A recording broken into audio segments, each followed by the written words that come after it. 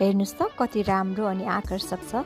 यसलाई लक्ष्मी कमल वा विष्णु कमलको नामले चिनिन्छ। यो प्लान्ट तपाईले घरमा लगाउँदा सही दिशामा लगाउनु भयो भने तपाईको घरको सम्पूर्ण वास्तु दोषको निवारण हुन्छ र तपाईको घरमा सुख शान्ति समृद्धि र कहिले पनि धनको कमी हुन दिँदैन। यो लक्ष्मी कमल तपाईले आफ्नो घरमा लगाउनु भयो भने कमलको जस्तो देखिने भएकोले पनि यसलाई लक्ष्मी कमल भनिएको हुन सक्छ। हेल्थ वेल्थ सबैको सिम्बलको रूपमा यो लक्ष्मी कमल वा विष्णु कमललाई लिइन्छ। एकदमै हार्ड सकुलेन्ट हो। यो केयर गर्न एकदमै सजिलो हुन्छ।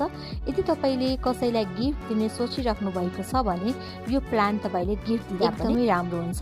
मर्निङको 2-3 घण्टा घाममा राख्न सक्यो भने यो प्लान्ट राम्ररी ग्रोथ हुन्छ। यो प्लान्ट मेक्सिकोको प्लान्ट हो। लक्ष्मी कमल धेरै भेराइटीमा हुन्छ। तपाईले यो प्लान्टलाई पूजा गर्ने ठाउँ वा मेडिटेसन गर्ने ठाउँमा राख्न सक्नुहुनेछ। यो प्लान्ट लगाउँदा धनको कमी हुँदैन, सुख समृद्धि बढ्छ, माता लक्ष्मीको आशीर्वाद सधैँ पाइराख्नुहुन्छ, आर्थिक समस्याको पनि समाधान हुन्छ, धनको वृद्धि हुन्छ, वास्तु दोषको निवारण हुन्छ र घरबाट कहीँ जाँदा वा आउँदा तपाईले यो प्लान्टलाई दर्शन गरेर जान सक्नुहुनेछ र तपाईको सम्पूर्ण कार्य पनि सिद्धि हुन्छ।